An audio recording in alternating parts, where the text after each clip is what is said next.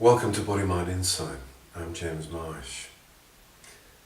Ever since I can remember, I've always been curious and fascinated by the human condition. We are, as human beings, perhaps the most sophisticated species on planet Earth. We have all the resources we need within us to succeed, with an innate capacity for mental, emotional, physical, and spiritual well-being. We are a grand, orderly design, built for life. And as Shakespeare said, we are the paragon of animals. We have evolved to embrace this present reality. And yet, why is it that we get in the way of ourselves? Arguably, more often than we would like, or admit to. Sabotaging our good intentions and compromising our innate well-being in the process, when we are so much more capable of living the life that we want and rediscovering our true nature than we think we are. So, what is it that gets in the way of our fundamental and inalienable right to be happy? And whatever our current perception of who we think we are is, we're not broken. Some 40 years ago, a man by the name of Sydney Banks had a profound experience whereby he uncovered the truth of how we function as human beings via three universal psychological principles. Sydney Banks' rediscovery of these indivisible, timeless principles of mind, consciousness and thought has put the psyche back into psychology. The logic of the psyche, that is, the totality of the human mind, which is an invisible animating entity, that is our life force. Sydney Banks shared these principles globally, making them understandable and accessible to thousands of people in his lifetime. This understanding, since his passing in 2009, has now evolved into a new paradigm in psychology, retaining the simplicity without diminishing or intellectualizing these principles in any way. This simple yet profound truth of how we function as human beings has lost none of its efficacy or power in alleviating suffering and saving countless lives. This is the missing link that myself and many others have been searching for in our quest to find the key that makes the difference in people's lives. To paraphrase Sydney Banks, mind, consciousness and thought is the indivisible psychological trinity that enables us to acknowledge and respond to existence. All human behaviors, social structures, philosophies, and our own personal psychological functioning and resilience are born from this truth that we sometimes get in the way of by the innocent misuse of our personal thinking in the moment.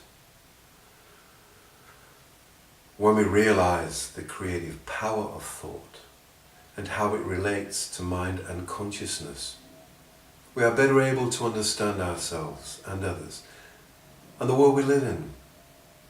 The most incredible thing that can happen to anybody is to realize the power of thought. It's not what we think. It's the fact that we think. There's nothing stronger in the world than the power of thought, from which we create our experience of life, directed by our personal thinking from moment to moment. We all live in the feeling of our thinking. Our lives are filtered through the lens of thought. Yet all too often, we tend to think that thought is the reality, whereas it is in fact just thought, an illusion that we help create and perpetuate. with our personal thinking. When we realize how we sometimes give away our power to our contaminated thinking from our past, or how our projected future thinking in this moment affects us now, we can contemplate our response or instantly return to a healthier state of being that we have inadvertently, momentarily got in the way of by the innocent misuse of our personal thinking in the moment. When we know beyond a shadow of a doubt that our feelings can only ever come from thought in the moment, 100% of the time, without exception, we instinctively revert back to a healthier way of being, guided by our innate psychological immune system, our intuition, which is the mind's response ability to self-correct and realign itself with calm, clear, considered, connected creativity. Peace of mind is our birthright. It's our natural default setting. So we learn to let go of our conditioned and habitual repetitive thinking patterns and trust in the omnipresent power of universal mind, which serves us with insights from deep within our psyche, which is beyond our personal mind. We learn and understand from our own personal experiences at a progressively deeper level how these principles operate. They are inextricably linked, yet neutral, until we determine how to use the infinite creative power of our free will. With increasing understanding and awareness, we allow our innate wisdom to surface from insights.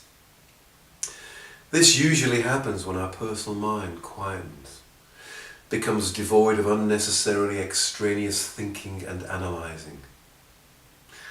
As Einstein memorably said, we cannot solve our problems with the same thinking that created them. New thought comes from universal mind, which simultaneously affects our level of consciousness and our personal thinking in this moment, now. We are not what happened to us. We are what we could become. We are the thinker. As human beings, we can lose everything, anything, at any given moment in time, except for one thing: our free will, the power to decide our attitude in any situation, no matter what the circumstance. No country, no government, no body, no one, no thing can ever take that away from us, even at the point of a gun. Several years ago, just before I began my training as a body stress release practitioner in South Africa, I visited Robben Island, where Nelson Mandela spent 18 years of his 27 years incarceration. I put my hands through the bars of his locked cell door and marveled how this human being had not allowed himself to become a prisoner of his own mind, consciousness, and thought, using his free will to ultimately lead his country to freedom. Kinako was the slogan Mandela used in his long walk to freedom. It means now is the time. Kinako. Now is the time for a paradigm shift in psychology. Kinako. Now is the time to begin your inner voyage from recovery to discovery beyond therapy. Kinako. Now is the time. Bon voyage.